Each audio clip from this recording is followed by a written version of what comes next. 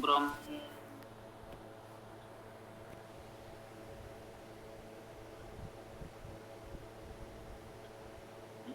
ओम सामवेद मंत्र 40 और ये सामवेद के प्रथम अध्याय सूक्त 4 का 9वां मंत्र है। अभिकल संख्या 43 प्रथम अध्याय की और संपूर्ण सामवेद की अभिकल संख्या 43 और इस सूक्त का 9वां मंत्र। ओम आनो अग्ने वयो वृधम रयिं पावक संस्यम रास्वाचनः उपमाते पुरुस्पृहं सुनीति सुयशस्तरम।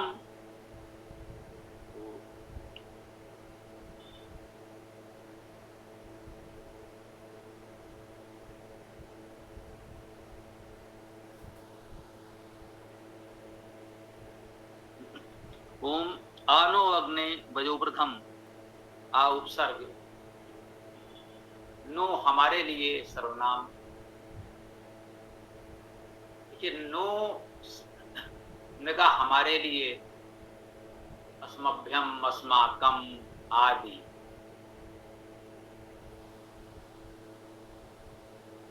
वयम अनेक सर्वनाम विभक्तियों में इस नो पद का प्रयोग हो जाता।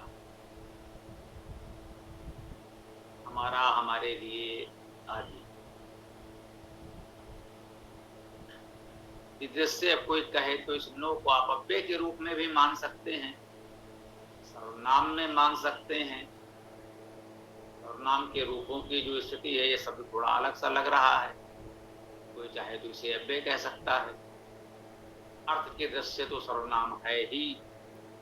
तो हम यही आप लोगों को बताते हैं कि जो बहुत तकनीकी विद्वान हैं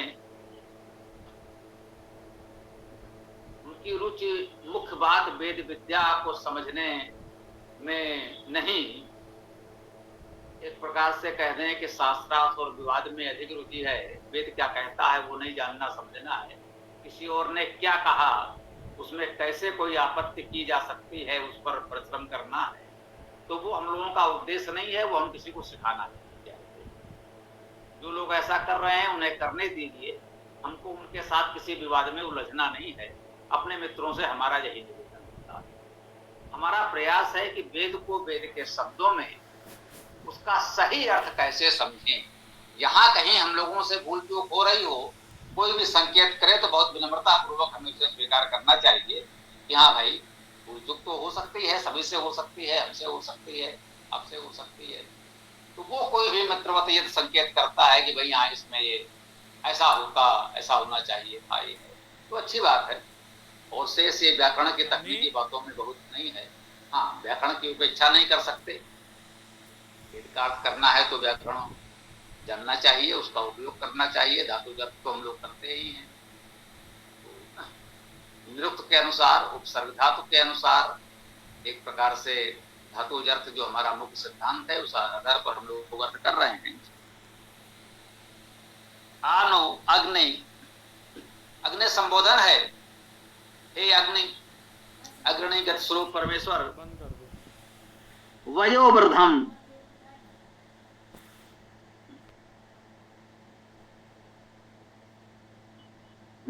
देखिए वयोवृद्धम में वय और वृद्ध दो पद तो स्पष्ट हैं, समास है।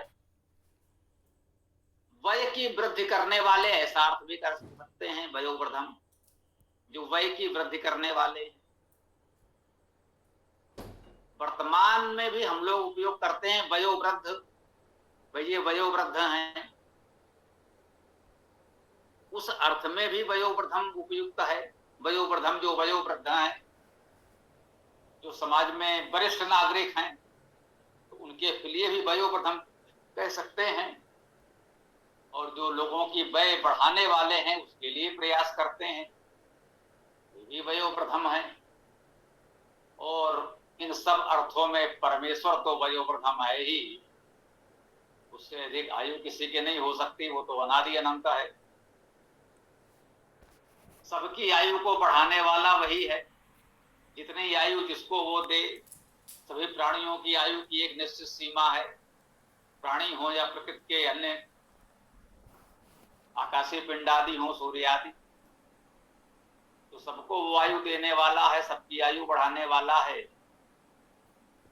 तो वयोवर्धन में देखिए हमने ये कहा कि शब्द वही है, अर्थ भी वही है, और उसके भावार्थ व्याख्या आप इतने प्रकार से कर सकते हैं, ये सभी सत्य हैं, इसमें किसी को असत्य नहीं कहा जा सकता। तो ये सभी अर्थ हमें मान्य होते हैं, स्वीकार्य हो सकते हैं। ये सभी अर्थ ईश्वर के लिए भी बिल्कुल उपयुक्त हैं, और जो ईश्वर के उपासक विद्वान समाज के देवजन हैं, उनके लिए भी ये गुण उपयुक्त हैं। रहीम रहीम रई को, रई की भी चर्चा हम लोगों ने की थी। विद्या प्रगत शब्द को ये री रय धातु में है, इसके अनुसार ये अर्थ हम लोगों ने किए। री रय धातु का अर्थ शब्द करना है, तो विद्या शब्द का अर्थ किया गया। रय री धातुओं का अर्थ चलना, गति करना है। गत्यर्थक धातुओं में पाना आदि भी होता है, जानना होता है। तो री रय धातु का अर्थ शब्द करना तो है ही, इसलिए शब्दकर्ता शब्दशील विद्वान तो अर्थ हो ही गया। गत्यर्थक धातु है तो गति और प्रगति का अर्थ भी हो गया। रहीम का अर्थ हो गया गति, गतिशीलता, प्रगति, और शब्द अर्थात वाणी विद्या। रहीम पावक, पावक का अर्थ है पवित्र करने वाला, ऊ धातु का अर्थ है पवित्र करना, उसे पावक बना, पवित्र करने वाला। और संशयम प्रशंसा के योग, संशम शब्द वैदिक है, बस प्रा उपसर्ग लगा दें तो ये हमें लौकिक भी लगने लगेगा, हमारी समझ में आ जाएगा। संशयम प्रशंस्य, उपसर्ग लगाने से बहुत से शब्द हमारे लिए स्पष्ट हो जाते हैं, क्योंकि लोक व्यवहार में हम बहुत से शब्दों को उपसर्ग के साथ बोलते आ रहे हैं, हमारे अभ्यास में है। हम ध्यान नहीं देते इसमें कौन सा उपसर्ग लगाकर ये शब्द बन गया है और इसका मूल शब्द क्या था, ध्यान नहीं देते हैं। बस थोड़ा सा ध्यान दें, कहीं उपसर्ग हटा कर देखें शब्द क्या है, कहीं देखें उपसर्ग कोई लगा करके, तो हम शब्द व्यवहार में नहीं ला रहे हैं, तो बहुत से शब्दों को समझने में हमें सरलता होगी। और ये सबसे बड़ी व्यवहारिक व्याकरण, बहुत पाणिनि अष्टाध्यायी के सूत्र कंठस्थ न हो, महाभाष्य का गंभीर अध्ययन न किया हो, लेकिन इस सहज बुद्धि से भी आप बिल्कुल विशुद्ध प्रामाणिक व्याकरण के अनुसार वेद का अर्थ कर सकते हैं। ये मैं दृढ़ता से आपसे निवेदन करना चाहता हूँ। जो जितना कर सकें व्याकरण का अध्ययन करें, निरुक्त का अध्ययन करें, अति उत्तम है। उसके बिना तो वेदार्थ नहीं हो सकता, ये भी हम कहते हैं। परंतु वेद का अर्थ सहज भाव से समझने के लिए जितने विवेक बुद्धि का प्रयोग करेंगे, तो आप इतना तो समझ जाएंगे कि हाँ, इसका ये अर्थ ठीक है, या इसका अर्थ कोई ठीक नहीं कर रहा है, ये इसका वास्तव में उचित अर्थ है, सत्य अर्थ है। इतना तो आप सहजता से, सरलता से समझ ही जाएंगे। तो उस पवित्र करने वाले प्रशंसनीय, प्रशंस, संस प्रशंस अर्थात प्रशंसनीय। देखिए अनेक गुणों का वर्णन हो रहा है, ये सारे गुण परमेश्वर के हैं और परमेश्वर के उपासक विद्वान दिव्यजनों के हैं। कह रहे हैं रास्वा, ये रास्वा क्रिया है, रास्व प्रदान करो। रा धातु है इसमें, रा धातु का अर्थ है देना, दान करना। रास्व अर्थात दो, दान करो, प्रदान करो हमें, रास्व। रास्व चना, चा और न हमारे लिए, उपमाते, ये उपमाते भी संबोधन में प्रतीत होता है, ये भी संबोधन हो सकता है। उपमाते, उपमाते उपमान करने वाले। उपमा, उपमाते में उपमा तो दिख रहा है ना, माँ है धातु मान कर, इसी से माता बना, मात्र शब्द बना, प्रत्यय लग करके प्रथमा एक वचन में माता बना। उपमाते, उपमान करने वाले, उपमा देने वाले, समीप मान करने वाले। पुरुष प्रहम, पुरु का अर्थ है बहुत,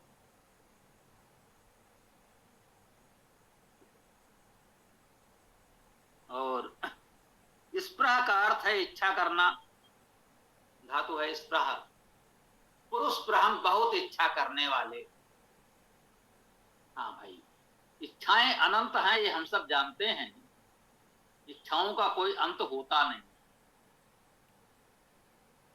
तो बहुत इच्छाएं होती हैं, बहुत इच्छा करने वाले हैं हम।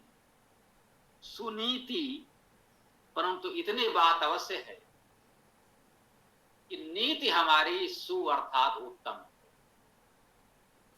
इच्छाएं बहुत हैं, परंतु सुनीति होनी चाहिए, कुनीति नहीं। अब सुनीति में भी देखें तो सु उपसर्ग है, नी धातु है, ले जाना,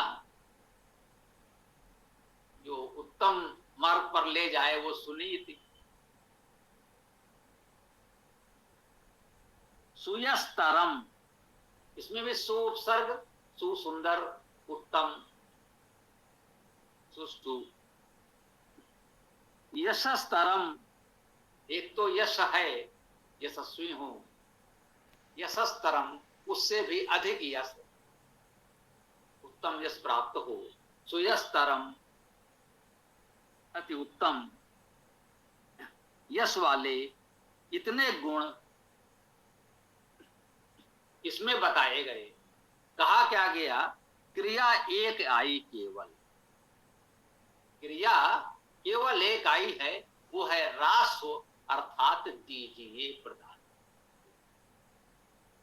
संबोधन है अग्नि, हे अग्नि, अग्रणी गत स्वरूप परमेश्वर, आप क्या करें, आ सम्यक समन्तात, नो हमारे लिए, आ नो अग्नि, हे अग्नि गत स्वरूप परमेश्वर, हमारे लिए सम्यक समन्तात प्रदान करें।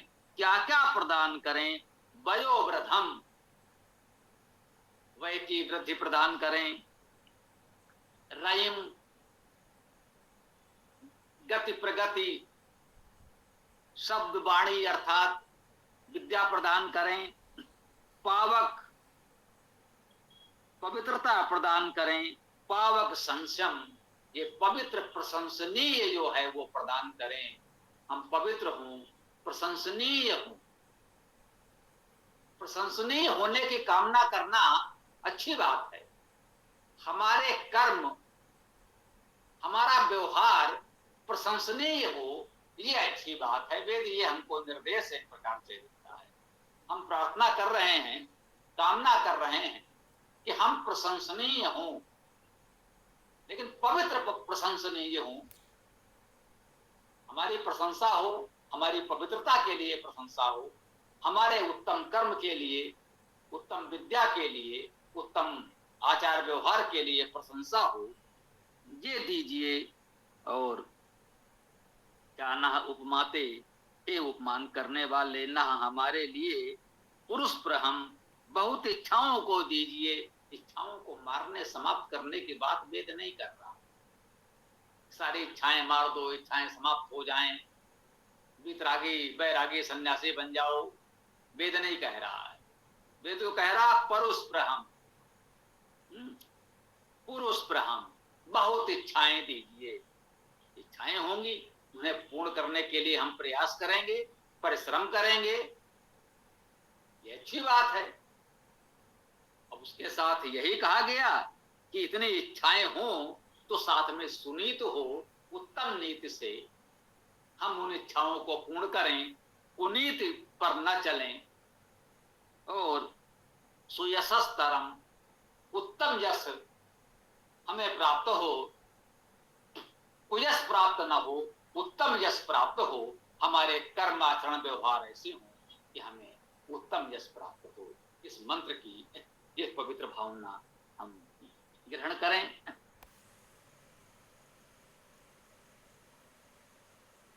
और इसके साथ ही इस मंत्र व्याख्या को हम यहाँ विराम दे सकते हैं। आगे आप लोगों का जो भी प्रश्न विचार आदि है आप प्रस्तुत कर सकते हैं। जो लोग पहली बार जुड़े हैं वे भी अपनी बात कह सकते हैं, जो भी प्रश्न विचार हो रख सकते हैं, और जो नित्य जुड़ रहे हैं वो तो अपनी बात रखते ही हैं। यहाँ सबको बोलने